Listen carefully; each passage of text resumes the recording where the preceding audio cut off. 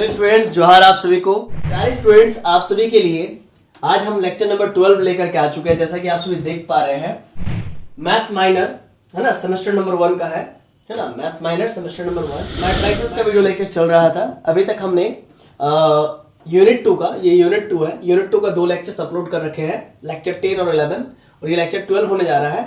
उसके बाद एक और लेक्चर आएगा, इसके बाद ये पूरा चैप्टर कंप्लीट हो जाएगा, ठीक है ना, मतलब ये पूरा यूनिट कंप्लीट हो जाएगा। तो देखिए, आज हम लोग, आपको मालूम ही होगा कि मेरा पढ़ाने का जो तरीका है वो बहुत अलग है, सबसे अलग है, यूनिक है। मैं पढ़ाने से पहले ही बच्चों को क्लियर कर देता हूं कि आज मैं क्या पढ़ाने जा रहा हूं। तो टुडेज टारगेट में मैं जो लिखता हूं वही चीज मैं पढ़ाता हूं।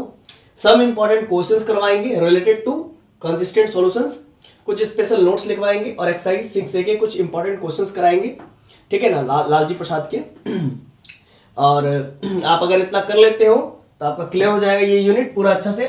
और थोड़ा बहुत कुछ लैम्डा और म्यू टाइप के क्वेश्चंस और भी रहेंगे जो कि नेक्स्ट क्लास में हम लोग करेंगे। लैम्डा यानी कि केस बेस्ड प्रॉब्लम जिसको आप कह सकते हैं, तो case based problem next lecture में करेंगे, ठीक है। और यहाँ पर करने वाले ये कि हम लोग कंसिस्टेंसी में देखेंगे कि कंसिस्टेंट होता है तो सॉल्यूशन एग्जिस्ट करता है। अब सॉल्यूशन भी बहुत प्रकार का होता है, एक मैनी इनफाइनाइटली मैनी सॉल्यूशंस होता है, एक यूनिक सॉल्यूशंस होता है, और एक होता है नो सॉल्यूशंस। तो ये 3 प्रकार के प्रॉब्लम को यहाँ पर हम लोग देखने वाले हैं। एक नो सॉल्यूशंस, एक ये इनकंसिस्टेंट के केस में नो सॉल्यूशन, और कंसिस्टेंट के केस में 2 सॉल्यूशंस देखेंगे, एक इनफाइनाइटली मैनी सॉल्यूशंस और एक यूनिक सॉल्यूशंस, ठीक है। आई होप आपको बातें क्लियर हो गई होगी, ठीक है। तो यहां से हम लोग स्टार्ट करने वाले हैं, यहीं से आपका स्टार्ट होगा आज क्लास। सब important questions related to consistent solutions. तो क्वेश्चन है, show that the system of equation is consistent and solve it. इसी प्रकार का आपका प्रॉब्लम एग्जाम में दिया रहेगा। क्या दिया रहेगा?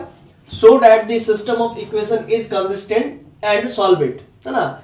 दिखाइए कि सिस्टम ऑफ इक्वेशन कंसिस्टेंट है और इसको सॉल्व कीजिए। तो याद रखिए, जो बच्चा लेक्चर नंबर 11 नहीं देखा है ना, उसे कुछ नहीं समझ में आएगा। जो बच्चा लेक्चर नंबर 10, 11 नहीं देखा है उसको कुछ नहीं समझ में आएगा। इसीलिए पहले आप उन वीडियोस को देख आइए। नहीं देखे हैं तो वीडियो के नीचे में डिस्क्रिप्शन पड़ा होगा और डिस्क्रिप्शन में लिंक पड़ा होगा वो वीडियोस के, वो आप देख लीजिए। लेक्चर नंबर 12 का भी पढ़ा, लेक्चर नंबर 11 का भी दे दूंगा, लेक्चर नंबर 10 का भी दे दूंगा। तो देखिए स्टूडेंट्स, करना क्या है कि क्वेश्चन आपका दिया गया है। चूंकि देखिए, जो केस आपको नहीं पता है कि रैंक ए आपका नंबर ऑफ अननोन्स के बराबर हो जाएगा तो यूनिक सॉल्यूशंस होगा। तो अगर rank A number of unknown से कम हो जाए तब क्या होगा। ये जो केसेस है ना, उसको मैंने क्लास लेक्चर नंबर 11 में बता रखा है, तो पहले आप उनको देखिए। तो देखिए, x plus y plus z equal to 9, 2x plus 5y plus 7z equal to 52, 2x plus y minus z equal to 0। तो क्या करना है सॉल्यूशन में, the given system of equations can be written in the matrix form as ax equal to b form में लिखना है। Coefficient सबको लिख दीजिएगा, कोफिशिएंट मैट्रिक्स बन जाएगा। देखिए 1 1 1, x का कोफिशिएंट 1 है, y का कोफिशिएंट 1 है, z का कोफिशिएंट 1 है, x का कोफिशिएंट 2 है, y का कोफिशिएंट 5 है, फिर z का कोफिशिएंट 7 है। सब जो कोफिशिएंट्स है उसको लिख दीजिए simple. x y z variable matrix हो गया और ये जो है कि कांस्टेंट मैट्रिक्स हो गया 9, 52 और 0। तो आप देख सकते हैं ये नॉन होमोजेनस इक्वेशन है, क्योंकि एक जो है कि कम से कम एक भी इधर राइट साइड में नॉन जीरो हो जाए तो उसको हम लोग नॉन होमोजेनस कहते हैं। तो ये नॉन होमोजेनस है, ऑब्वियस सी बात है। तो ये पूरा जीरो होता है तो फिर होमोजेनस बन जाता है। तो नॉन होमोजेनस इक्वेशंस के ही हम लोग सॉल्यूशंस पर बात कर रहे हैं। फिर से ध्यान दीजिएगा। कुछ एक स्टूडेंट हाँ, दिव्या मतलब व्हाट्सएप पे मैसेज की थी कि सर आप ऑगमेंटेड मैट्रिक्स का रैंक कैसे फाइंड करें। तो उसको आज समझ में, आपको यहाँ पर समझ में आ जाएगा, ठीक है। तो देखिए, ऑगमेंटेड मैट्रिक्स का रैंक कैसे आपको फाइंड करना है। तो सबसे पहले आप ये लिख लिए। अब ऑगमेंटेड मैट्रिक्स कैसे बनाया जाता है वो तो आपको मालूम ही होगा। ऑगमेंटेड मैट्रिक्स का रैंक मैंने ऑलरेडी बता चुका है कि कैसे निकाला जाता है। खैर कोई बात नहीं, अभी यहां पर भी बता दूंगा। नाउ ऑगमेंटेड मैट्रिक्स, तो ए भी लिखिएगा साथ में। ए इधर का हो गया 1 1 1 2 5 7 2 1 -1, और ये 9 52 और 0, इसको लिख लीजिएगा। ये ऑगमेंटेड मैट्रिक्स बन गया, ये ऑगमेंटेड मैट्रिक्स बन गया। इसको कहते हैं, पढ़ते हैं ए ऑगमेंटेड बी या ए बी ऑगमेंटेड मैट्रिक्स, ठीक है। आपको जो मन है वो आप पढ़ सकते हैं। इतना करने के बाद एशेलॉन फॉर्म में कन्वर्ट करेंगे। और आप एशेलॉन फॉर्म, जिसको नॉर्मल फॉर्म भी कहते हैं, अगर आप नहीं पढ़े हैं तब तो फिर हम कुछ कर नहीं सकते हैं, क्योंकि आपको एशेलॉन फॉर्म पढ़ना पड़ेगा। एशेलॉन फॉर्म में क्या होता है कि लीडिंग एलिमेंट, ये लीडिंग एलिमेंट हो गया, इसको 1 करते हैं, इसके बाद वाला कुछ भी हो सकता है, 0 हो सकता है, 2 हो सकता है, 3 हो सकता है, कुछ भी हो सकता है। और इसके नीचे वाला जस्ट एक 0 होना चाहिए, एक 0 होना चाहिए। और इधर 3 हो जाए, 4 हो जाए, कुछ भी हो सकते हैं, लेकिन इस फिर 3 को 1 करना पड़ता है। मतलब डायगोनल एलिमेंट या लीडिंग एलिमेंट, जो पहला नॉन जीरो एलिमेंट होता है ना, उसी को लीडिंग एलिमेंट कहते हैं। ये लीडिंग एलिमेंट हो गया, इसको 1 करते हैं, ठीक है ना। ये मैंने आपको बता चुका हूं, जब आपको मैं पढ़ाया था एशेलॉन फॉर्म या नॉर्मल फॉर्म, तो उस समय आपको मैंने पढ़ा चुका हूं। फिर इसके नीचे 2 0 होगा, देखिए इस 0 के नीचे 2 0 होगा, ये आपका 1 है, ठीक है ना, ये आपका 1 है। फिर 2 0 होगा और इधर जो भी लीडिंग एलिमेंट होगा वो 1 होना चाहिए। यही तरीका है एशेलॉन फॉर्म में कन्वर्ट करने का, या इसी को नॉर्मल फॉर्म कहते हैं। तो आइए हम लोग करते हैं क्या, to make echelon form to find the rank. तो हम लोग क्या करेंगे, बात को समझिएगा। इस 2 को हमें 0 करना है और इस 2 को भी 0 करना है, इसके नीचे वाले का 0 करना है, फिर इस 5 को 1 बनाना होगा। तो रॉ 2 में 2 को 0 कैसे बनाएंगे, तो ये ऑपरेशंस लगा के रॉ 2 में रॉ 2 माइनस 2 इंटू R1। तो जब रॉ 2 में आपका 2 है तो 2 में से 2 इंटू R1, लॉजिक समझिएगा। हम रॉ 2 को 0 कैसे कर सकते हैं, इसको 0 कैसे कर सकते हैं। तो 2 में हम ऐसा कर दे, रॉ 2 में रॉ 2 को रहने देते हैं, माइनस 2 इंटू R1 कर देते हैं। तो 2 माइनस 2 इंटू 1 यानी कि कितना हो गया, 0 हो गया, खत्म। समझ में आया ना। फिर इसी प्रकार से ये सेकेंड वाला क्या होगा सर, तो R2 मतलब 5 माइनस 2 इंटू R1 कितना 1, 5 में से 2 गया तो 3। ये सब हम सारा एप्लीकेशन पहले ही बता चुके थे, है ना। अगर आप ये सब एप्लीकेशन नहीं जानते हैं तो फिर यहाँ इस लेक्चर में पढ़ने का कोई मतलब ही नहीं बनता है। पहले आप इन एप्लीकेशन को सीख आइए, इसको कहते हैं रॉ एलिमेंट्री ऑपरेशंस कहते हैं। अगर आप नहीं जानते हैं तो ये आपकी मूर्खता है जो आप इस वीडियो को देख रहे हैं। पहले इन सबको सीख के आइए, ठीक है। क्लियर हो गया कॉन्सेप्ट। अब ये वाला इसमें क्या होगा, R2 में R2 था आपका माइनस 2 इंटू R1 कह रहे थे ना करने के लिए, तो 7 माइनस 2 इंटू R1 यानी 7 में 2 गया तो 5, यहाँ 5 हो जाएगा इस जगह पर। फिर ये भी कुछ इस प्रकार से चेंज होगा, ये सब तो आपको मालूम होना चाहिए। तो R2 में ये ऑपरेशन लगाएंगे। अच्छा R3 में क्या ऑपरेशन लगाएंगे, इसको 0 कर दे, तो R3 में R3 माइनस 2 इंटू R1, फिर वही करेंगे, है ना। R3 में R3 माइनस 2 इंटू R1। फिर देखिए ऑपरेशंस लगाने के बाद आपका ये सिंप्लीफिकेशन होगा, ठीक है। अब ये तो बताने की जरूरत नहीं ना कि सर ये कैसे हुआ अब बताइए, ये भी बताने की जरूरत है क्या, एशेलॉन फॉर्म में कन्वर्ट करना है आपको। क्या यहाँ पे लिख दिया है, लॉजिक समझिएगा, है ना। क्या करना है, कहां गया, हाँ, to make echelon form find the rank निकालना है तो एशेलॉन फॉर्म में कन्वर्ट कीजिए। अगर आपको एशेलॉन फॉर्म ही नहीं आता है तो फिर मत पढ़िए इस लेक्चर को मत पढ़िए। पहले एशेलॉन फॉर्म कैसे निकाला जाता है पहले उसको सिखाइए। हालांकि हम बता चुके हैं, फिर से एक बार आपको बता दे रहे हैं क्या करना है। 1 ये लीडिंग एलिमेंट को 1 करना है, उसके नीचे 0 करना है, फिर उसके नीचे वाला 0 करना है, ठीक है। अगर यहां पर ये वाला 0 हो जाएगा लीडिंग एलिमेंट के नीचे वाला, तो इसके नीचे 2 0 होता है, और इसका जो पहला लीडिंग एलिमेंट होगा वो 1 होगा। तो सबसे पहले तो R2 में R2 माइनस 2 इंटू R1 करके कर दिया, R3 में R3 माइनस 2 इंटू R1 करके कर दिए, नीचे वाला 0 हो गया। अब क्या है देखिए, अब हमारे पास क्या बचा है, इसको समझिएगा। ए बी मैट्रिक्स है ना, ए बी ऑगमेंटेड है, तो अब ये इक्विवेलेंस या इक्विवेलेंट, इसको इक्विवेलेंट सिंबल कहते हैं, इक्विवेलेंट सिंबल से इसको दर्शाएंगे, ठीक है। तो हो क्या रहा है, इसको आप एक बार समझ लीजिए बढ़िया से, ठीक है। आपको समझा देते हैं। इक्विवेलेंट का सिंबल लगा दिए।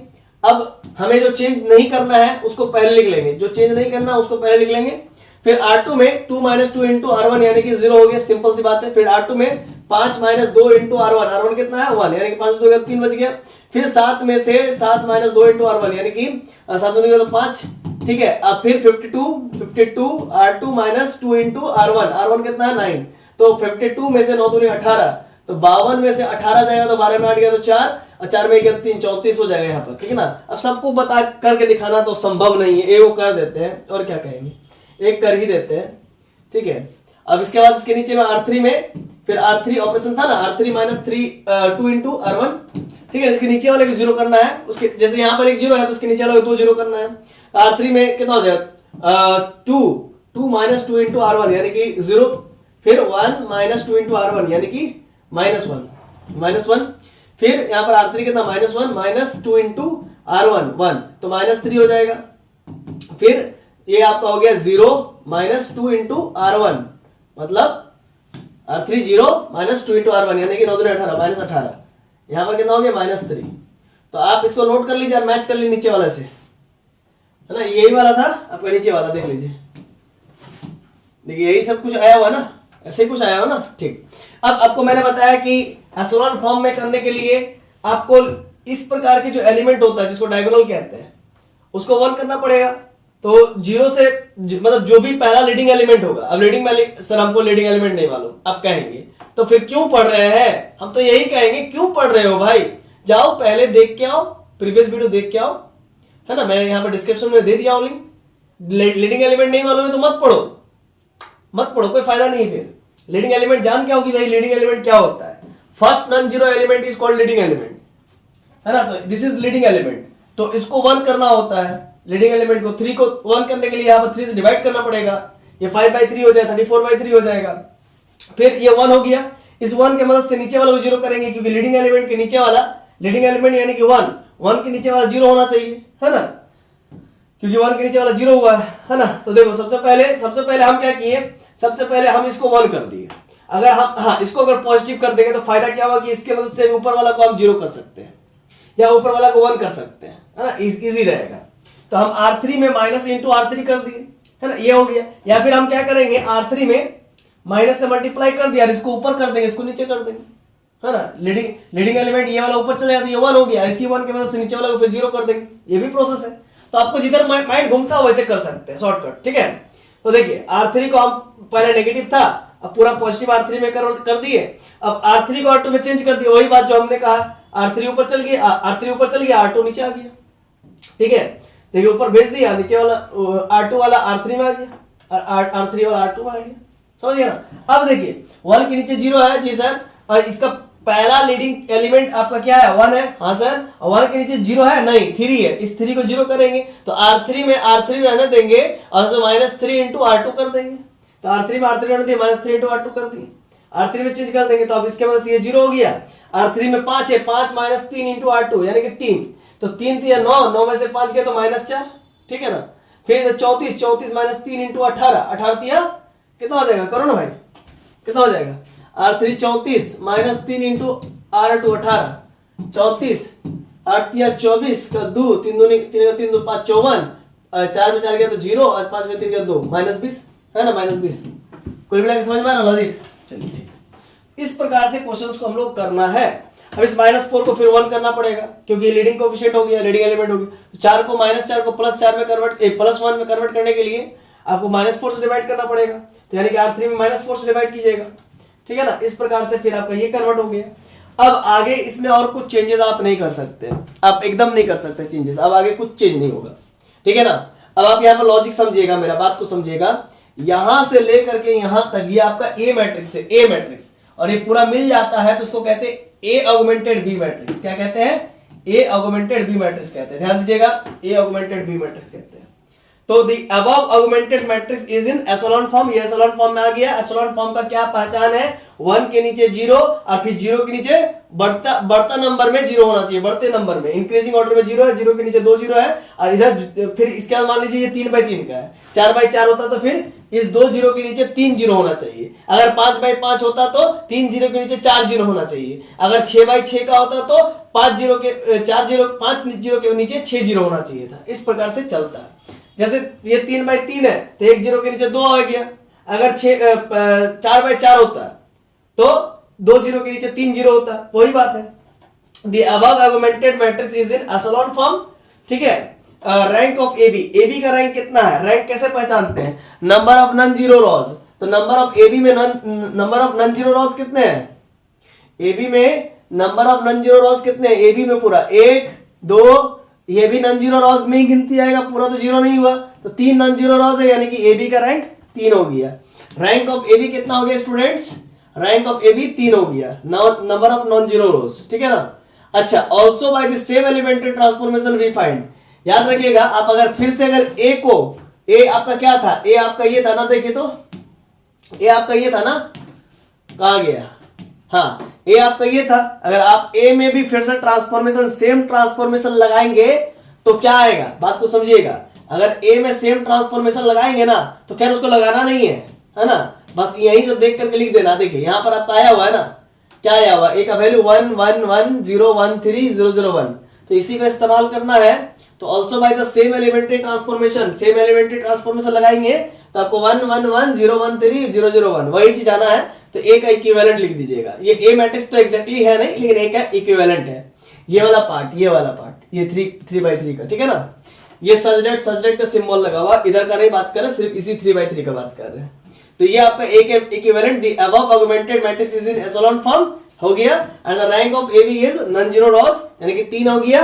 और यहाँ पर ध्यान दीजिएगा, बाय सेम एलिमेंट्री ट्रांसफॉर्मेशन लगाएंगे, वी फाइंड ए का भी जो है कि 1 1 1 0 1 3 और 0 0 1 आएगा, ठीक है, क्लियर है। तो रैंक ऑफ ए का रैंक कितना है, इसमें number of non zero Ross कितने हैं, 1 2 3 नॉन जीरोस है, यानी कि रैंक 3 आ गया। अब रैंक ऑफ ऑगमेंटेड एबी के बराबर है, एबी मैट्रिक्स के एबी ऑगमेंटेड मैट्रिक्स का भी रैंक 3 है और रैंक ऑफ ए भी 3 है, यानी कि rank of augmented matrix AB equals to rank of A. Therefore the given system of equation is consistent. आपको मैंने बताया था कुछ केसेस मैंने बताया था कि सिस्टम कंसिस्टेंट कब होता है, जब rank of A and rank of augmented A भी बराबर होता है, तभी होता है। तो हो गया बराबर। अच्छा, रैंक ऑफ ए कितना है, number of unknowns x y z, 3 unknowns थे और रैंक भी ए का कितना आया, 3 आया, ठीक है ना। तो इस केस में जब rank of A number of unknowns के इक्वल हो जाता है, तब therefore the given system of equation have unique solutions। तब हम लोग लिखते थे, याद है, therefore the given system of equation have unique solutions। तो उनको तो कुछ समझ ही नहीं आएगा जो इससे पहले वाला लेक्चर नहीं देखे हैं, क्योंकि पहले वाले लेक्चर में ये सारा का सारा चीज मैं क्लियर करवा चुका हूं कि सिस्टम कब कंसिस्टेंट होता है, सिस्टम में कब यूनिक सॉल्यूशंस होता है, सिस्टम में कब इनफिनिटली मेनी सॉल्यूशंस होता है, सिस्टम में कब नो सॉल्यूशंस होता है, सब मैं पढ़ा चुका हूं, ठीक है। अगर नहीं समझ में आ रहा है तो फिर आइए पीछे वाला वीडियो में जाइए, है ना। तो रैंक ऑफ ए बराबर नंबर ऑफ अननोन्स 3 है, बराबर है rank of A number of unknowns के बराबर हो जाए तो उस केस में the given system of equations have unique solutions लिखते थे। So the given system of equation is an equivalent to the matrix equation. तो आप लोग को इसमें कन्वर्ट करना है। आपका ए का वैल्यू क्या आया है, जरा देखिए ना, ए का इक्विवेलेंट वैल्यू कितना आया है, 1 1 1 0 1 3 0 0 1, ये आया है ना। तो इसमें आप लिखिएगा, देखिए लॉजिक समझिएगा, 1 1 1 0 1 3 और 0 0 1, और ये एक्स वाई जेड अपने मन से लिखिएगा वर्टिकली, और इधर ये वाला 9 18 और 5 कहां से लिखिएगा, देखिए ऑगमेंटेड मैट्रिक्स में ही सब लिखा हुआ है, देखिए ध्यान दीजिएगा, ऑगमेंटेड मैट्रिक्स में ही सारा लिखा हुआ, देखिए 9 18 और 5 है ना, लिखा हुआ ना ऑगमेंटेड ए बी, जो लास्ट में आप छोड़ेंगे ना वहीं से आप वो चीज लिखिएगा, 9 18 और 5 वहां पर लिख दीजिएगा। फिर देखिए 9 18 और 5 वहां पर लिख दीजिएगा। अब सुनिएगा, जरा समझिएगा, x को आप 1 से मल्टीप्लाई कीजिए x, y को आप 1 से मल्टीप्लाई कीजिए y, और z को 1 से मल्टीप्लाई z इक्वल टू 9 हो गया। फिर आपका x को 0 से मल्टीप्लाई 0, y को 1 से मल्टीप्लाई कीजिए y, और 3 को z से मल्टीप्लाई, z को 3 से multiply 3z plus 3z equal to 18। फिर x को 0 से मल्टीप्लाई कीजिए 0 खत्म, y को 0 से मल्टीप्लाई 0 खत्म, और z को 1 से मल्टीप्लाई कीजिए z इक्वल टू 5, ठीक है ना। ये इक्वेशन 1 2 और 3। अब क्या करना, z का वैल्यू तो निकल चुका है, ठीक है, बाय बैक सब्स्टिट्यूशन कीजिए करेंगे, यहाँ पर इक्वेशन 2 में z का वैल्यू रखेंगे 5, तो 3 5 है 15, तो 18 माइनस 15 3 हो जाएगा, y का वैल्यू 3 आ गया, ठीक है। अब देखिए y का वैल्यू आ चुका है, z का वैल्यू आ चुका है, तो y का वैल्यू और z का वैल्यू हम पुट करेंगे, y का वैल्यू 3 और z का वैल्यू 5 पुट करेंगे तो कितना हो जाएगा, 8 हो जाएगा। देखिए x और y का z और y का वैल्यू पुट, y और z का वैल्यू पुट के 3 और 5, तो ये 5 और 3 8, तो 9 में से 8 गया तो 1, तो x का वैल्यू भी आ गया, तो x y z तीनों का तीनों वैल्यू आ गया। Has the required solutions x y and z, x equal to 1, y equal to 3 and z equal to 5। तो इस प्रकार से आपने देखा यूनिक सॉल्यूशन कैसे आता है, ठीक है। अब आपका पेज 3, यहां पर एक और स्पेशल नोट्स आपको यहां पर डील करेंगे आपके साथ। स्पेशल नोट्स में आपको देखना है क्या स्टूडेंट्स, ठीक है, सॉल्व करने बोले, समझिए पहला पॉइंट, सॉल्व करने बोले तो इसमें भी देखिए हम हिंदी इंग्लिश मिला के पढ़ाते हैं, क्योंकि आपको नंबर उठाने से मतलब है ना, नंबर आपको कैसे भी है उठाने से मतलब है, ठीक है ना। इसीलिए जो मैं ये जो स्पेशल नोट्स है ना, आपको बुक में नहीं मिलेगा, ठीक है ना। ये मेरा कड़ा परिश्रम मेहनत का नतीजा है कि मैं आपको हर एक चीज सीरियल वाइज में समझा करके समझाने की कोशिश करता हूं, नहीं तो बुक पढ़ने जाइएगा तो फिर आपका दिमाग का दही बन जाएगा। सॉल्व करने बोले तो इसमें भी चेक करते हैं कि कंसिस्टेंट है कि नहीं। याद रखिएगा, जब भी कभी आपको सॉल्व करने बोले सबसे पहले चेक कीजिएगा सिस्टम कंसिस्टेंट है या नहीं है। सिस्टम कंसिस्टेंट है या नहीं है चेक करने के लिए rank of A and rank of A B को बराबर है या नहीं है वो देखना पड़ेगा। अगर बराबर है तो कंसिस्टेंट, बराबर नहीं है तो इनकंसिस्टेंट। सो डेट तक आपको सिखा दिए कि रैंक ऑफ ए और रैंक ऑफ ए बी एक साथ कैसे देखते हैं, तो ऑगमेंटेड मैट्रिक्स की मदद से। दूसरा point, so that the given system is consistent, जब बोले तो दिखा दीजिए, है ना। इस प्रकार से भी आपको बोल सकता है एग्जाम में, so that the system of consistent, given system of equation consistent. तो कंसिस्टेंट तभी आप शो कर पाएंगे जब rank of A and rank of A B बराबर होगा, और ये तभी आप मतलब चेक कर सकते हैं जब आपको ऑगमेंटेड मैट्रिक्स का रैंक निकालने आता हो तभी आप ये चीज कर सकते। तो ऑगमेंटेड मैट्रिक्स का रैंक निकालना आप सीख गए इसी लेक्चर में, और इससे पहले वाले भी लेक्चर में मैंने ऑगमेंटेड मैट्रिक्स का रैंक निकालना सिखाया था। और नहीं सीखे तो कोई बात नहीं, आज तो सिखा दिए ना, ऑगमेंटेड मैट्रिक्स भी पढ़ लिया और उसका रैंक भी निकालना सीख गए। वो आपको एशेलॉन फॉर्म में कन्वर्ट करना है, so that the given system is consistent. ठीक है, तो उस समय शो करना है consistent system, so that the given system is consistent and solve it. तो उसको सॉल्व कीजिएगा, जब कंसिस्टेंट है तो कंसिस्टेंट दिखा दीजिएगा, बोला है तो कर दिखा देना है, और उसको सॉल्व करके उसका वैल्यू लेकर के आना है, जैसे अभी यूनिक सॉल्यूशंस ऊपर में लाए। फिर चौथा पॉइंट क्या है कि so that the given system is not consistent और इनकंसिस्टेंट, सॉरी, तो सिस्टम इनकंसिस्टेंट शो करने बोले तो इनकंसिस्टेंट शो कर दीजिए, है ना, यानी कि नॉट कंसिस्टेंट। तो ऐसा कभी भी एग्जाम के क्वेश्चंस में लिखा मिले तो आप वैसे सॉल्व कीजिए, जैसे बोले वैसे ही सॉल्व करें। अगर कंसिस्टेंट बोले तो कंसिस्टेंट सॉल्व करें, अगर कंसिस्टेंट के बाद सॉल्व इट बोले तो सॉल्व कर दीजिए, है ना। याद रखिएगा, ज्यादा मत कीजिएगा, जितना बोला जाए उतना ही कीजिएगा। ठीक है, सॉल्व कीजिए जैसे हमने अबव क्वेश्चन 1 में सॉल्व किया। ठीक है, खत्म। अब आइए एक्सरसाइज 6A में कुछ इंपॉर्टेंट क्वेश्चंस पर डिटेल डील कर लेते हैं। Examine for consistency and then solve if consistent, मतलब पहले एग्जामिन करना है कि कंसिस्टेंट है या नहीं, उसके बाद इसको सॉल्व कर देना अगर कंसिस्टेंट है तो। चलिए मैं एक बार देख लेता हूं कि आप लोगों को सब चीज तो क्लियर दिख रहा है ना। हाँ दिख रहा है। तो अब क्या है, ये इंपॉर्टेंट क्वेश्चन है भाई, ये आ चुका है क्वेश्चन, क्योंकि बुक पुराना है मेरे पास, है ना, फिर से रीप्रिंट नहीं हुआ है, इसीलिए हजारीबाग 2002 लिखा हुआ। ये कई बार जो है कि एग्जाम में आपका आ चुका है। ठीक है, चूंकि वीव्यू यूनिवर्सिटी था पहले, अभी तो वीवीएमक्यू हाल फिलहाल में 2015 में बना है, तो आप समझ पा रहे हैं ना कि रीप्रिंट नहीं हुआ है, इसीलिए 2002 लिखा हुआ है। मतलब रीप्रिंट बुक में रीप्रिंट नहीं था तो हमने भी लिख लिया। ठीक है ना, तो आप समझिएगा ये कई बार आ चुका है, ये इंपॉर्टेंट क्वेश्चन है, इसीलिए आप कर लेंगे। 2x - y प्लस ये समथिंग क्वेश्चन आप देख पा रहे हैं। सबसे पहले the given system of equations can be written as a form of ax = b, उसको कोएफिशिएंट 1 देखिए, वहां से 2 - 1 3, इसका 1 1 1, इसका 1 - 1 1, और ये आपका x y z, और इधर 9 6 और 2 लिख लीजिएगा। ऑगमेंटेड मैट्रिक्स पहले लिख लीजिएगा सब्स्टिट्यूट करके, टू मेक इसको एशेलॉन फॉर्म में बनाइएगा, इसी को नॉर्मल फॉर्म भी कहते हैं। As you wish here I make echelon form, है ना, या मतलब कि आप एशेलॉन फॉर्म बनाइए, नॉर्मल फॉर्म में बनाइए, किसी एक से बनाइए। ठीक है ना, अभी माफ कीजिएगा, एक लाइन मैंने बोला था एशेलॉन फॉर्म और नॉर्मल फॉर्म एक है, नहीं ऐसा नहीं है। नॉर्मल फॉर्म हम लोग जो है कि आइडेंटिटी फॉर्म को कहते हैं। ठीक है ना, एशेलॉन फॉर्म अलग है, नॉर्मल फॉर्म अलग है। ठीक है ना, क्या मैंने बोला, एशेलॉन फॉर्म अलग है, नॉर्मल फॉर्म अलग है। ठीक है ना, आप अब जिधर से बना सकते हैं, आप नॉर्मल फॉर्म में जाकर के भी बना सकते हैं, अब एशेलॉन से ही बनाएंगे, है ना, वो ज्यादा आसान है। चलिए, तो ए बी सबसे पहले क्या करना है, इस ऊपर वाला जो पहला a1 को 1 करना होगा, तो 2 को 1 कर देंगे, तो ये 1 को ऊपर चढ़ा देंगे। तो कैसे करेंगे, तो r1 को r3 में कर दीजिए, ऐसा भी हो सकता है, या फिर r2 को r1 कर दीजिए, है ना। तो r1 को r3 किया गया है, तो जो नीचे वाला रो 3 है उसको ऊपर ले चला गया है, और ऊपर वाला को नीचे ले आ गया है। ठीक है ना, क्लियर कॉन्सेप्ट इतना।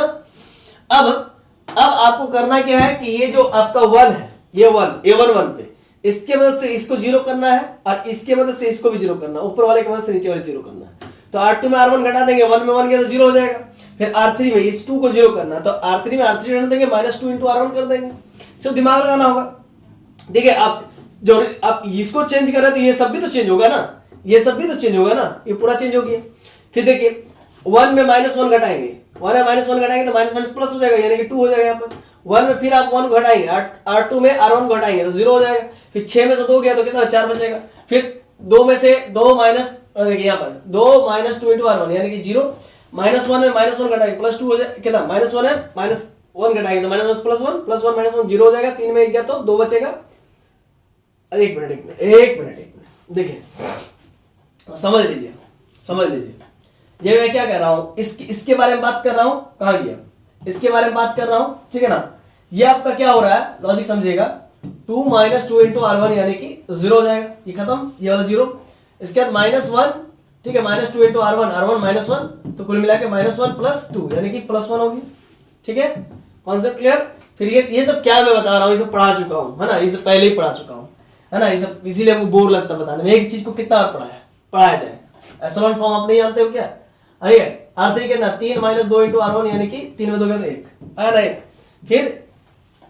फिर r3 कितना है, 9 - 2 × r1 कितना है, 2, तो 9 - 4 यानी कि 5 हो जाएगा, है ना। तो आपको एप्सिलॉन में कन्वर्ट करना है एप्सिलॉन। अब फिर देखिए इस 2 को 1 करना होगा, तो इससे अच्छा इस R3 को R2 बना दीजिए, इस R3 को R2 बना दीजिए, इस R2 को R3 बना दीजिए। तो देखिए नेक्स्ट स्टेप में वही किया है, ठीक है, नेक्स्ट स्टेप में हम लोग को वही करना था। खैर वो भी आप कर सकते हैं, यहां पर दूसरा प्रोसेस से बनाया है, ये तो आपके हाथ पर है कि आप कैसे करेंगे, वो आप पर डिपेंड करता है। तो हम यहां पर क्या कर दिए जरा देखिएगा, हम इसी को 0 कर दिए। खैर वो भी कर सकते हैं, फिर इस R3 को R2 में कन्वर्ट कर देंगे, वो भी कर सकते हैं। तो जहां जैसा मन करता है वैसे आप कर सकते हैं, वो तो अपने हाथ का खेल है भाई, है ना। यहाँ पर आपको जैसा मन किया, या फिर आप R3 को पहले R2 कन्वर्ट कर दिया और R2 को R3 कन्वर्ट कर लीजिए, ठीक है ना। तो मैंने क्या किया जरा समझिएगा, हमने क्या किया, एक मिनट, हाँ, तो R2 में से R2 रहने दिए, उसमें -2 इंटू R3 कर दिए, है ना, वो भी सही है, तथास्तु। R2 2 था, -2 इंटू R3 यानी कि 2 में 2 गए तो 0, पूरा कर दिए, ठीक है, ये इतना हुआ। फिर इसको चेंज कर दिए ऊपर नीचे, R2 को R3, R3 को R2 कर दी, फिर ये हो गया। अब 1 के नीचे 2 0, ये इस 0 के नीचे 2 0 है इंक्रीजिंग ऑर्डर में, ठीक है। इस -2 को 1 करना होगा तो -2 से डिवाइड कर देंगे R3 को, फिर ये 1 हो गया। अब देख सकते हैं ये एशेलॉन फॉर्म में कन्वर्ट हो गया। अब रैंक ऑफ ए और रैंक ऑफ ए भी निकल चुका है, ठीक है ना। तो यहाँ पर the above augmented matrix is in echelon form, ये अबव ऑगमेंटेड मैट्रिक्स जो है कि एशेलॉन फॉर्म में है। तो rank of A B non zero rows के बराबर होना चाहिए, non zero rows rank of A B में कितना है, 1 2 और 3, यानी कि 3 हो गया रैंक ऑफ ए बी, है ना। Also by same elementary transformation, same transformation आप लगाते आएंगे उस पूरे ऊपर वाला ए में, है ना। तो इस ए के इक्विवेलेंट आएगा 1 -1 1 0 1 1 0 0 1, मतलब यही चीज 1 -1 1 0 1 1 और 0 0 1, ठीक है। तो रैंक ऑफ ए कितना आ गया, 3 आ गया। तो rank of A rank of augmented A B के बराबर आ गया, है ना, ए बी के बराबर आ गया। ए बी का ऑगमेंटेड, ये ऑगमेंटेड मैट्रिक्स है, इसका रैंक कितना है, 1 2 3, 3 नॉन जीरो रॉस है तो 3 हो गया। और यहाँ इस वाले 3/3 का बात कर रहे हैं, इस वाले 3/3 का बात कर रहे हैं, तो इसका भी रैंक कितना है, इसका भी रैंक कितना, 3 है, और इसका भी रैंक कितना, 3 है। दोनों में नॉन जीरो रॉस 3 है, इसी वजह से। क्लियर है कॉन्सेप्ट, क्लियर है कॉन्सेप्ट। अब आइए आगे बढ़ते हैं। तो रैंक ऑफ ए 3 हो गया, तो 10 rank of A rank of augmented A B के बराबर आ गया। तो इसी वजह से सिस्टम क्या हो गया, कंसिस्टेंट हो गया। अब रैंक ऑफ ए किसके बराबर है, number of unknowns, unknowns x y z है 3, तो 3 तो अननोन्स है, और रैंक ऑफ ए भी 3 है। तो therefore the given system of equation have unique solution, so the given system of equation is equivalent to the matrix equation. इस matrix equation के बराबर आएगा। देखिए यहां से लिखेंगे, ये आपका हो जाएगा 1 -1 1 0 1 1 0 0 1 और एक्स वाई जेड, और उधर 2 5 3। देखिए 1 -1 1 0 1 1 0 0 1 एक्स वाई जेड और 2 5 3 हो गया। अब क्या करना है, आप सिंपली लिखिएगा x माइनस का y और प्लस का z इक्वल टू 2। फिर आपका x इंटू 0 0 खत्म, 1 इंटू y y और 1 इंटू z z और इक्वल टू 5। फिर 0 इंटू 2 खत्म, सॉरी 0 इंटू x खत्म, 0 इंटू y खत्म, 1 into z z equal to 3। Equation 1 2 and 3। अब इसको बैक सब्स्टिट्यूशन से निकाल लेंगे, z का वैल्यू 3 हो गया, तो z का वैल्यू 3 रखिएगा तो आपका 5 - 3 2 हो जाएगा, y का वैल्यू 2 हो जाएगा। अब y का वैल्यू 2 रख दीजिए, z का वैल्यू 3 रख दीजिए, तो रख दीजिए इक्वेशन 1 में, है ना। बैक सब्स्टिट्यूशन में जा रहे हैं हम लोग, इक्वल टू है, इसको सॉल्व कर लेंगे तो x का वैल्यू आपका 1 आ गया। तो हेंस रिक्वायर्ड सॉल्यूशन 1 2 और 3 यूनिक सॉल्यूशन आ गया। अब आइए आगे नेक्स्ट क्वेश्चन पर बात करते हैं। देखिए क्वेश्चन नंबर 4 है। अब कहेंगे कि सर 1 बताया फिर 2 नहीं बताया, डायरेक्ट आप कूद गए कहां पर।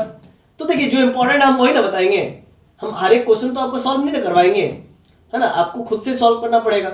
समझ पा रहे ना। आइए चौथा क्वेश्चन में जो इंपॉर्टेंट मैं वो बता रहा हूं, जो एग्जाम पॉइंट ऑफ व्यू से इंपॉर्टेंट है, जो आएगा x माइनस y ये समथिंग क्वेश्चन दिया हुआ है, the given system of equations can be written as the matrix form. तो आप लिख दीजिए मैट्रिक्स फॉर्म में, इतना समझ गए। अब ऑगमेंटेड फॉर्म में लिख लीजिए, ऑगमेंटेड फॉर्म में लिखने के बाद इसको एशेलॉन फॉर्म में कन्वर्ट कर रहे हैं, ठीक है। अब इसको बताने की जरूरत नहीं है, इसको मैं नहीं बताऊंगा, ठीक है ना। आप इसको एशेलॉन फॉर्म में कन्वर्ट करते जाइए करते जाइए करते जाइए। इतना समझ में आ गया आपको, इतना आ गया, इतना कर लिए, ठीक। अब देखिए आगे बढ़िए, इसके बाद से आगे बढ़िए, यहां पर है, ठीक है। R3 को देखिए, R3 में क्या है, R3 में 4 है ना, इस 4 को 1 करना पड़ेगा, इस 4 को 1 कर लेते हैं, हाँ इस 4 को 1 कर लिए। The above augmented matrix is in echelon form। आप देख सकते हैं ये echelon फॉर्म में आ गया। एशेलॉन फॉर्म कहता है क्या है कि एक जीरो ऊपर में है तो उसके नीचे 2 होना चाहिए, मतलब इंक्रीजिंग ऑर्डर में होना चाहिए। तो सर 3 हो गया तो क्या दिक्कत है? कोई दिक्कत नहीं है, इंक्रीजिंग बोला है ना, ऊपर एक जीरो तो नीचे 3 भी हो सकता है, 4 भी हो सकता है, उससे कोई मैटर नहीं है। तो आप देख सकते हैं इधर वाला पूरा जीरो हो गया ना, तो यही तो पूरा लफड़ा कर दिया ना। सर कैसे लफड़ा कर दिया? The above augmented matrix is in echelon form, ठीक है। रैंक ऑफ एबी का बात कीजिए, पहला नॉन जीरो रॉस, दूसरा नॉन जीरो रॉस और तीसरा नॉन जीरो रॉस, ठीक है ना। इसको मत देखिए, तो इससे क्या मतलब है? ये पूरे में एक नॉन जीरो एलिमेंट है ना, 1 है ना, एक नॉन जीरो एलिमेंट 1 है ना, इस वजह से ये नॉन जीरो हुआ ना, हो गया। तो 3 तो नॉन जीरो रॉस आया, तो नॉन जीरो रॉस कितना है? 3। तो इसका रैंक ऑफ एबी कितना आ गया? 3। लेकिन आप समझिए ए का रैंक कितना है? सिर्फ अगर बात करेंगे ए का रैंक, तो उस ए का रैंक कितना है? तो ए का रैंक है 1 2, नॉन जीरो रॉस पहला और दूसरा, इसमें तो पूरा जीरो हो गया, तो खत्म हो गया, यानी कि रैंक 2 हो गया, रैंक ऑफ ए 2 हो गया, रैंक ऑफ ए भी 3 हो गया। यही तो दिक्कत है ना। मैं एक बार चेक करता हूं कि आपको दिख रहा है कि नहीं। ठीक दिख रहा। तो रैंक ऑफ ए भी आपका 3 हो गया, रैंक ऑफ ए आपका 2 हो गया, ठीक है। The above augmented matrix is in echelon form, rank of AB equal to non-zero rows, यानी कि 3। Also by the same elementary transformation we find rank of A 2, A का रैंक 2 हो गया। तो thus rank of A is not equal to rank of augmented matrix AB, मतलब AB के rank के बराबर A मैट्रिक्स का रैंक नहीं आया। Therefore the given system of equation is inconsistent, इसीलिए given system of equation inconsistent हो गया। और inconsistent system of equations का no solutions होता है। क्या होता है? No solution. देखिए लिख के रखे ना, देयरफॉर पोजेसेस नो सॉल्यूशंस, ठीक है। आइए दो टाइप का क्वेश्चन बता दिए, एक नो सॉल्यूशंस वाला इनकंसिस्टेंट और एक कंसिस्टेंट यूनिक सॉल्यूशंस वाला। अब इनफिनिटली मेनी सॉल्यूशंस पे उतरते हैं। x minus y plus 2z equal to, ये क्वेश्चंस दिया हुआ, the given systems can be written as ax equal to b। इसको इस प्रकार से आप लिखने समझ के कैसे लिखते हैं, कोएफिशिएंट्स उतार दीजिए, वेरिएबल उतार दीजिए और साइड वाला राइट वाला आर्चेस वाला कोएफिशिएंट को उतार दीजिए। कांस्टेंट मैट्रिक्स हो गया, ये कांस्टेंट मैट्रिक्स हो गया, वेरिएबल मैट्रिक्स हो गया। अब इसको आप ऑगमेंटेड मैट्रिक्स में कन्वर्ट कर लीजिए, 1 1 2 और इधर का 4 6 1 और 3 1 4 1 1 1। अब इसको एशेलॉन फॉर्म में कन्वर्ट कीजिए। मैंने बताया कि एशेलॉन फॉर्म में कन्वर्ट करने के लिए A11 को, जो रॉ 1 कॉलम 1 में है, जो रॉ 1 कॉलम 1 में है, फिर से समझिए, जो रॉ 1 कॉलम 1 में इसको 1 कीजिए, इसके नीचे वाले को 0 कीजिए और इसके इधर वाले को है ना, अगर वो 0 नहीं होता है तो उसको 1 कीजिए, अगर कोशिश कीजिए 0 हो जाए, नहीं होता है तो उसको 1 करने की कोशिश कीजिए। अगर उसके नीचे, इस 1 के नीचे फिर 0 कीजिए और इस 0 के नीचे एक तो 0 होना ही चाहिए, मतलब 0 का जो ऑर्डर होगा वो इंक्रीजिंग ऑर्डर में होना चाहिए, ठीक है ना। और लीडिंग डायगोनल आपका 1 1 1 हो जाए, ठीक है। मान लो लीडिंग डायगोनल यहां पर भी आपका 0 आ गया तो कोई दिक्कत नहीं है, ठीक है ना। कोशिश कीजिए कि 0 करने का, अगर नहीं होता तो 1 बनाइए, यही तो है नियम, है ना। एशेलॉन फॉर्म तो आपको सिखा चुके हैं, नहीं सीखे तो जाइए देख आइए वीडियो। अब हम क्या बोलेंगे इससे याद आपको, ठीक है। एशेलॉन फॉर्म, अभी एशेलॉन फॉर्म सिखाने का टाइम नहीं ना, अभी तो आपको कंसिस्टेंसी इनकंसिस्टेंसी सिखा रहे हैं, हालांकि मैं सिखा चुका हूं और अभी भी सिखा ही रहा हूं देखा जाए तो, ठीक है। 1 1 2 और 4 और ये 0 हो गया। ये देखिए ये लॉजिक समझिएगा कैसे मैं कर रहा हूं। R2 में इस 3 को 0 करने की कोशिश कर रहा हूं, तो R2 में 3 - 3 × R1 ऑपरेशन लगाया। अब ये 1 को 0 करना तो कैसे करेंगे, R3 में R1 घटा देंगे, सिंपल, कोई बड़ा बात थोड़ी है, ठीक है। इस प्रकार से अब से इसको देख करके चेंज कर रहे हैं, तो सब में चेंज हो रहा है ना, सब में चेंज हो रहा है, ऐसा नहीं कि सिर्फ इसी में चेंज हो रहा है। ये होने के बाद R2 में R2 - R3 करेंगे, कैसे भाई, R2 तो देखो R2 में R3 घटा देंगे, 4 में से 2 गया तो 2 बचेगा, यहाँ वाला 2 बच जाएगा ना, ये फायदा होगा कुछ आगे चल करके। फिर -2 में -1 घटाएंगे तो कितना होगा, R2 में R3 घटाएंगे, -2 में -1 घटाएंगे तो प्लस -2 + 1 यानी कि -1 है ना, -1 आया ना। इसी प्रकार से -6 में -3 घटाएंगे तो -6 अब +3 हो जाएगा, घटाएंगे तो मतलब -3 हो जाएगा। तो वही सब बात है, नहीं दे करके। तो AB इक्विवेलेंट टू आप देख सकते हैं कि क्या आया है, इस प्रकार से आपका सिस्टम आ गया। अब बहुत ही सिंपल है, R3 में R2 घटा देंगे तो 2 में 2 गया तो 0 बच जाएगा, ठीक है। वही ना कि R3 में R2 घटाया, यहाँ पर ऑपरेशन लिख करके यहाँ पर काम कर दिए, ठीक है, ये हो गया। इसी प्रकार जैसे ही किया लॉजिक समझिएगा, R3 में R2 घटाया तो क्या हो गया, 2 में 2 गया 0, R3 में ऑपरेशन कर रहे हैं, -1 में -1 गया तो 0, खत्म। -3 में -3 गया तो 0, नीचे वाला पूरा 0 हो गया ना, देखिए भाई साहब पूरा 0 हो गया, खत्म। तो रैंक ऑफ AB देखिए तो जरा क्या हो गया। हाँ अच्छा, एक और बात, इस 2 को तो 1 करना पड़ेगा ना, इस 2 को 1 करने, क्योंकि लीडिंग एलिमेंट 1 होना चाहिए, तो 2 को 1 करने के लिए 2 से डिवाइड कर देंगे। 2 से डिवाइड करने के बाद ये 1 आ गया, ये -1/2 आ गया, ये -3/2 आ गया। The above augmented matrix is in echelon form. तो rank of AB number of non zero rows. तो number of non zero rows, पहला नॉन जीरो, ये दूसरा नॉन जीरो, तो यानी कि 2 हो गया, 2 नॉन जीरोज हो गए। मैं एक बार चेक करता हूं आपको दिख रहा है कि नहीं। ठीक है, दिख रहा है। तो रैंक ऑफ एबी कितना आ गया, ऑगमेंटेड मैट्रिक्स एबी का रैंक 2 आ गया, ठीक है ना। Also by same elementary transformation लगाएंगे आप, तो ये जो आपका 3/3 का निकल रहा है 1 -1 2 0 1 -1/2 0 0 0 का, तो ये आप इधर लिख लेंगे इस तरफ। अब इसका रैंक देखिए, तो रैंक ऑफ ए कितना आ गया, 2 हो गया इसमें, 1 और 2 नॉन जीरो रॉस है। दस रैंक ऑफ ए और रैंक ऑफ ए भी बराबर तो आ गया। रैंक ऑफ ए और रैंक ऑफ ए भी बराबर आया है ना स्टूडेंट, बताइए है कि नहीं है।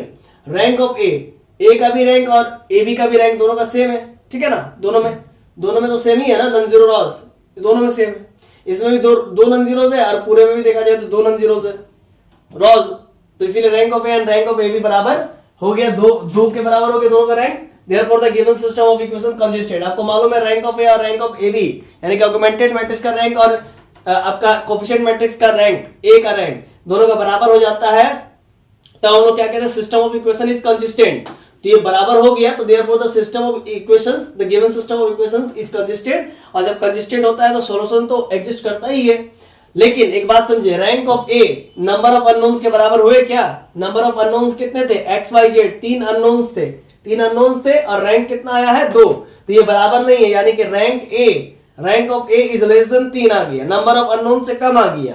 तो उस केस में जब नंबर ऑफ अननोन से रैंक ए का कम आता है, मतलब एक्स वाई जेड 3 वेरिएबल से और ए का रैंक आपका उससे कम आ रहा है नंबर ऑफ वेरिएबल से, तो उस केस में हम लोग क्या लिखते हैं, therefore the given system of equations have infinitely many solution। Solution तो एग्जिस्ट किया नो डाउट, क्योंकि rank of A and rank of augmented matrix आपस में इक्वल हो गया, इसी वजह से सॉल्यूशन तो एग्जिस्ट किया, मतलब कंसिस्टेंट तो हुआ, इसीलिए सॉल्यूशन एग्जिस्ट किया। लेकिन कैसा सॉल्यूशन, चूंकि rank of A number of unknown से लेस हो गया, तो इसीलिए हम लोग कहेंगे इनफिनिटली मेनी सॉल्यूशन एग्जिस्ट करेगा। So the given system of equation is equivalent to the matrix equation. इस इक्वेशन के बराबर लिखेंगे जो यहां पर है ना स्टूडेंट्स, देखिए ये जो मैट्रिक्स आया 1 -1 2 0 1 -1/2 0 0 0, इसको यहां पर लिखेंगे, देखिए इसको यहां पर लिखेंगे, जरा समझिएगा, 0 1 -1 2 0 1 -1/2 0 0 0, इधर एक्स वाई जेड अपने मन से, और इधर जो आरएचएस में इधर बचेगा वही चीज यहां पर लिख देंगे, जो इस 2 के बगल में जो है 4 -3/2 0, इसको यहां पर लिख देंगे 4 -3/2 और 0, कहां गया 4 -3/2 0। अब क्या करना है, x - y + 2z = 4 हो गया, फिर x × 0 0 खत्म, y × 1 y और -1/2 × z है ना, इक्वल टू -3/2 हो जाएगा, और z × 0 सॉरी x × 0 y × 0 और z × 0 इक्वल टू 0। तो उसको लिखिए ना लिखिए कोई फर्क नहीं पड़ता, इसलिए z को हम अलग वेरिएबल मान लेंगे, ठीक है ना। तो अभी जो बचा है उसको लिखिए x - y + 2z = 4, y -1/2z y x का 0 खत्म हो गया, y -1/2z = -3/2 इक्वेशन 2, और ये आपका 0 × x खत्म, 0 × y खत्म, 0 × z खत्म, तो ये आपका 0 × z = 0 खत्म, इसलिए z बराबर आप t मान लीजिए, ज्यादा बेस्ट रहेगा। अब z बराबर जैसे t माने हैं तो इक्वेशन 2 में z का वैल्यू t रख दीजिए, इक्वेशन 1 में भी आप z का वैल्यू t रख दीजिए, है ना। अब देखिए इक्वेशन 2 में पहले z का वैल्यू t रखिए, इक्वेशन 2 में आप z का वैल्यू t रखें तो y का वैल्यू -3/2 + 1/2, उधर माइनस में था प्लस 1/2, ये y का वैल्यू आ गया और z का वैल्यू आपको t मालूम है। अब इसी चीज को आप इक्वेशन 1 में रखेंगे, z का वैल्यू t पुट कर देंगे और y का वैल्यू ये -3/2 + 1/2 t लिख देंगे, इक्वेशन 1 में लिख देंगे, ठीक है, -3 + t/2। तो equation 1 becomes x minus of y का वैल्यू फिर यहाँ पर रख दिया मैंने, और z का वैल्यू क्या है सर, z का वैल्यू t है तो z का वैल्यू t रख देंगे, इक्वल टू 4। अब इसको सॉल्व कर लेंगे, जरा समझिएगा, ये माइनस माइनस प्लस 3 और माइनस अंदर में जाएगा तो -t/2 + 2t = 4, तो ये हो जाएगा x, इसको एलसीएम लेंगे, -3 - t + 4t 2 to the 4t/2 = 4। अब ये सॉल्व करेंगे 3 + 3t/2 = 4, तो x = 4 - 3 + 3t/2, इसको सॉल्व करेंगे 8 - 3 + 3t/2, 8 में से 3 गया तो 5 - 3t, है ना, 5 - 3t आ जाएगा, 5 - 3t/2, तो x का वैल्यू भी आ गया, y का वैल्यू भी आ गया, z का वैल्यू भी आ गया। इस प्रकार से ये पूरा कंप्लीट हो गया और मैंने तीनों का तीनों टाइप आपको समझा दिया है। यूनिक सॉल्यूशंस कब होता है, इनफिनिटली मेनी सॉल्यूशंस कब होता है ना, और नो सॉल्यूशंस कब होता है। तो इस प्रकार से जितना भी प्रॉब्लम था इस एक्सरसाइज के रिगार्डिंग मैंने सारा क्लियर कर दिया, इस टॉपिक के रिगार्डिंग मैंने सारा क्लियर कर दिया। आई होप आपको बातें समझ में आ गई होगी। अगर कहीं आप फंस रहे हैं तो वो है एशेलॉन फॉर्म, तो एशेलॉन फॉर्म का आप रिवाइज कर लीजिए, यूनिट 1 में ही है ना। चलिए बहुत बहुत धन्यवाद आप लोगों को हमारे साथ जुड़ने के लिए। और एक स्पेशल बात आपको मैं बता दूं कि जिन किसी बच्चों को जो है कि कोर्स लेना है जल्द से जल्द हमसे संपर्क कीजिए, और नहीं तो फिर यूट्यूब आपको जो है कि नंबर डिस्क्रिप्शन में मिल रहा होगा या आपको यहाँ पर भी दे दूंगा, ठीक है। कोर्स आप ले लीजिए, नहीं तो फिर आपको आगे से कोर्स नहीं मिलेगा, ये पूरा वीडियो उन्हीं को मिलेगा, वही देख सकते हैं जो हमारे साथ कोर्स परचेस किए हुए हैं। तो बहुत बहुत धन्यवाद, मिलते हैं नेक्स्ट वीडियो में, तब तक के लिए जोहार, जय हिंद, जय भारत।